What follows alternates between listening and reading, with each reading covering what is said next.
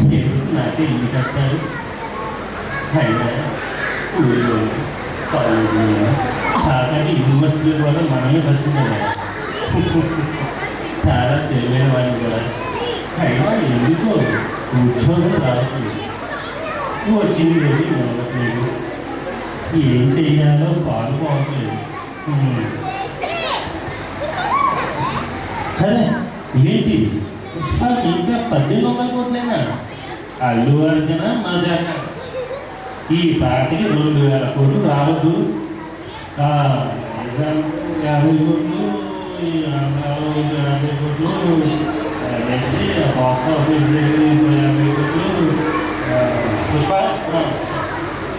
పుష్ప కాదు నాయన, పంజరం పండిన వాటి దగ్గరికి మాత్రమే ఇది వస్తుంది. అవును నాయన, ఎవరు నువ్వు? ఎందుకంత బాధపడుతున్నావు? ఎందుకంటే నాలుస్తావు తీరుస్తావు. నిజమే నాయన, నేనేమీ చేయలేను. కానీ నువ్వు బాగుండాలని మనస్ఫూర్తిగా ప్రార్థిస్తాను. ఏది ఓసారి నీ చేయి ఇవ్వు. స్వామి, నేను చాలా తెలియని వాడిని, బాగా చదువుకున్నాను కూడా. అయినా ఎందుకు ఉద్యోగం రావట్లేదు? వచ్చింది నాయన, మూసి ఉన్న చేతిలోకి వెలుగు రాదు. చిన్న కాంతి రేఖ సైతం చీకటిని మాయం చేస్తుంది. నీకు త్వరలోనే మంచి రోజులు వస్తాయి నాయన.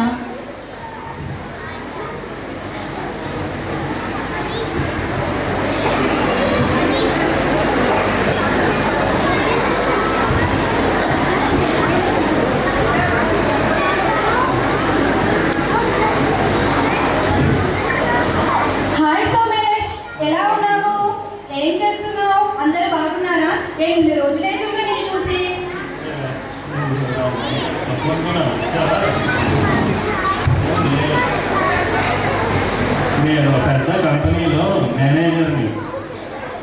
చెప్పిందా డబ్బు? అదిగో ఆ కనిపిస్తున్న కారు మధ్య అలాంటివి ఇంకా 4-5 కార్లు ఉన్నాయనుకో. నా సంగతి సరే కానీ ఎందుకు నువ్వేంటి? అదే ఆ గ్రూపుల అదే ఎరువుల వ్యాపారమేనా? ఎప్పుడు చూసినా రైతులు అమ్మడా, పొలాలు అమ్మడా, కూలి వాళ్ళ చూస్తూ ఉంటావు. అంటే అదేనా? అవునురా, ఇంకా అదే వ్యాపారం. పర్వాలేదు, నా మటుకు నాకు సరిపోతుంది. అదిగో నువ్వు ఇందాక చెప్పిన కారు చూసావా? అది రైతులందరూ కలిసి నాకు బహుమతిగా ఇచ్చారు.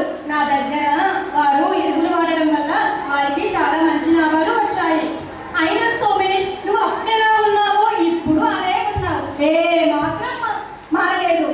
సరేరా, పనుంది, టైం అవుతుంది, మళ్ళీ కలుస్తా. నీతులు చెప్పేవాడే. అయినా మా రామ ఎప్పుడో చెప్పింది, చెప్పేవాడికి వినేవాడు ఎప్పుడూ లోపమే. అయినా నేను మొక్కని దేవుళ్ళు అంటూ లేదు. అందరికీ అన్నీ ఇస్తాడు. నాకు తప్ప ఒక మంచి మార్గం చూపిస్తే బాగుండు.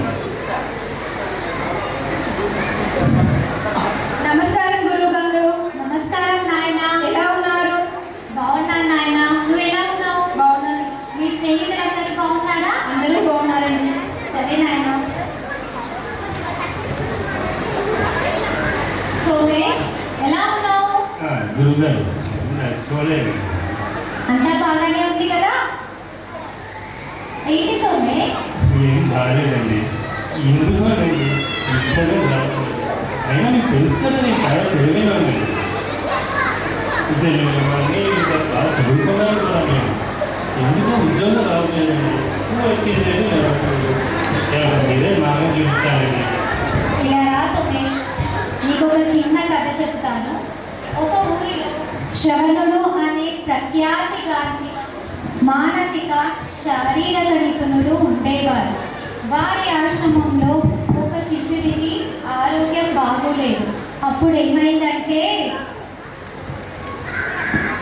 అయ్యో నొప్పి నొప్పండి, ఒళ్ళంతా ఒకటే నొప్పులండి. అయ్యో అబ్బా, కడుపు నొప్పి, తలనొప్పి, కాళ్ళ నొప్పి, ఇలా లోకంలో లేని నొప్పులన్నీ నాకే ఉన్నాయి గురువు గారు. నాకు కొంచెం సహాయం చేయండి గురువు గారు. ఏది నాయన, ఒకసారి చేయి చూపించు. ఒకసారి నీ నాలుక తెరువు నాయన. ఏది ఈరోజు సూర్య నమస్కారాలు చేశావా? అబ్బా అడిగారు. సూర్య నమస్కారాల వీడా? అయ్యో రామ, సాక్షాండ నమస్కారానికి శవాసనానికి తేడా తెలియదు. వీడేం చేస్తారు గురువుగారు? ఊరికండ్రా, ఎప్పుడు నా మీదకే చెప్తావు. పోనీలే, అది ఎలాగూ చేయలేదు. కనీసం పూజలకు ప్రణామాలు నివేదించావా? పూజలకు ప్రణామాల. పాదాభివందనం చేస్తే 10 మంది లేపాలి. ఇప్పుడు పులిహోర తినమంటే తింటాడు. ప్రణామాల.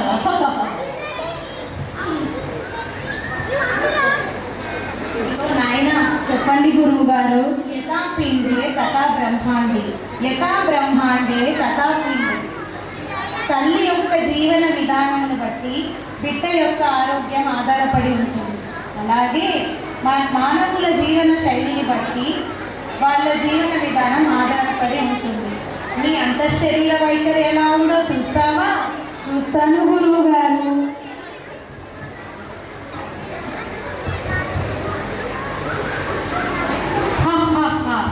నేనే అన్ని అవయవాల కన్నా గొప్పవాడిని. ఆలోచించని చూపించేది నేనే, లాభం నష్టం గురించి చెప్పేది నేనే. నేను లేకపోతే ఈ జనాలందరూ వెర్రివాళ్ళు అవుతారు. నేనే గొప్ప. అవునా మరి? అదేంటి, కాసేపు కునుకు తీస్తేనే జనాలందరూ గుండె పగిలి చూస్తారు. అన్ని భాగాల్లో నేనే పెద్ద గొప్పదాన్ని. ఆగండి ఆగండి, ఎవరికి గొప్ప వాళ్ళే చెప్పుకుంటున్నారు. రక్తాన్ని వడపోసి మలినాన్ని బయటకు పంపించకపోతే కడుపు ఉబ్బి చచ్చిపోతారు. అందుకే నేనే గొప్ప. నేను ప్రాణవాయువుని లోపలికి చేర్చకపోతే మరి మీరేం చేయగలరు? అసలు ఈ భూమి మీద ఉండగలరా? ఉండలేరు. గుర్తు పెట్టుకోండి. అందుకే నేనే గొప్ప.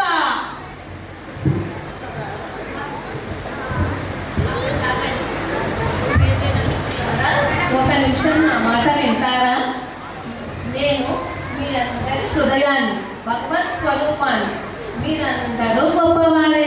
మీరందరూ మీ పనుల్లోనే స్నాతులే. కానీ విచక్షణ, వివేకం లేని జ్ఞానము నీరు లేని బావి లాంటిది.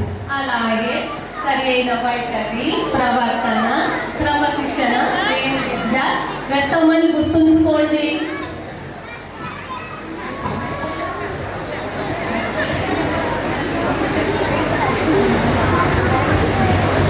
క్షమించండి గురువుగారు.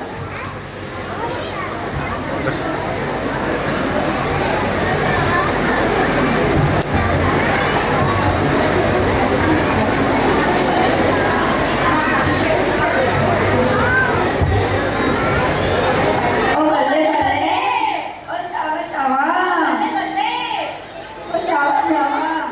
देखो ये लोग कितने अच्छे अच्छे बातें कर रहे हैं ना। हाँ, देखो, अगर हमें ऐसे ही बच्चों को पढ़ाते रहे तो बच्चे आगे जाके बहुत अच्छे नागरिक बनेंगे। हाँ. देखो, उन लोगों का अच्छा व्यवहार बनेगा। वो लोग सच्चाई और परोपकार और कर्तव्य निष्ठा सीखेंगे और आगे जाके देश का अच्छा नागरिक बनेंगे। हाँ. ओ बल्ले बल्ले, ओ शावा ओ शावा, बल्ले बल्ले। शावा शावा.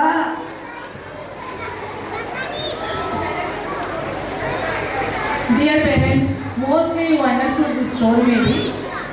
ఇక్కడ మన మెయిన్ ఏంటంటే చాలామంది ఆబ్వియస్లీ చదువుకుంటారు. ఈ జనరేషన్ అయితే చాలా బాగా చదువుకుంటున్నారు, అందరికీ తెలుసు ఆ విషయం.